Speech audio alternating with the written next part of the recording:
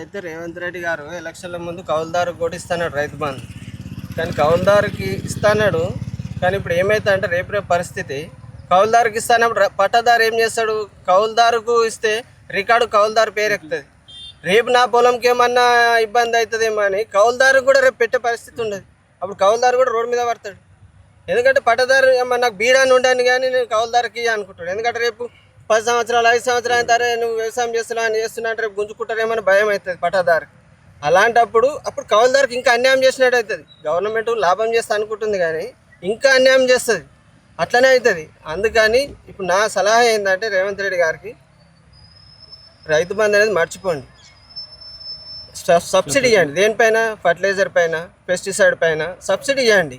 ఒక ఎకరాకు ఒక 2 సంచులు డిఏపి, ఒక 2 సంచులు యూరియా ఉంది అనుకోండి. ఆ లెక్కతోటి సబ్సిడీ ఇవ్వండి. దాని మీద ఇస్తే కౌలుదారుకు ఆటోమేటిక్ కౌలు చేసేవాడికి లాభం అవుతుంది, పట్టదారుకు లాభం అవుతుంది. అప్పుడు ఇద్దరికి వ్యతిరేకత అనేది రాదు. అందరు జెన్యున్గా రైతుకు లాభం అవుతుంది. నువ్వు సర్వే చేయాల్సిన అవసరం లేదు. నీకు 5 ఎకరాల 10 ఎకరాల అని అది చూడ అవసరం లేదు. ఏం లేదు. ఎవరైతే పురుగు మందులు అయితే ఎవడో తాగనికైతే కొనడు కదా, పంట పండించడానికి అయితేనే కొంటారు కదా. జెన్యున్గా రైతుకు లాభమే అవుతుంది.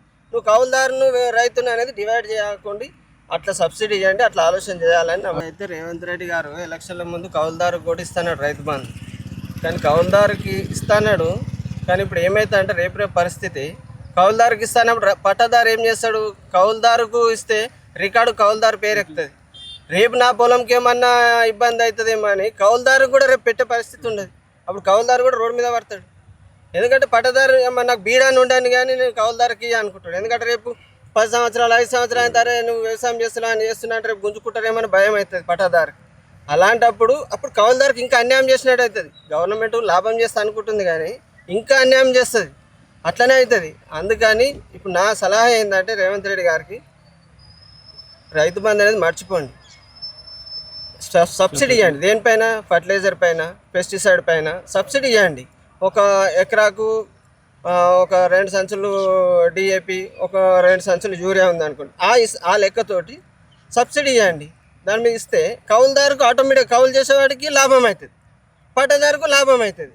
అప్పుడు ఇద్దరికి వ్యతిరేకత అనేది రాదు. అందరు జెన్యున్గా రైతుకు లాభం అవుతుంది. నువ్వు సర్వే చేయాల్సిన అవసరం లేదు. నీకు 5 ఎకరాల 10 ఎకరాల అని అది చూడ అవసరం లేదు. ఏం లేదు. ఎవరైతే పురుగు మందులు అయితే ఎవడో తాగనికైతే కొనడు కదా, పంట పండించడానికి అయితేనే కొంటారు కదా. జెన్యున్గా రైతుకు లాభమే అవుతుంది. నువ్వు కౌలుదారును రైతును అనేది డివైడ్ చేయకుండా అట్లా సబ్సిడీ చేయండి. అట్లా ఆలోచన చేయాలని.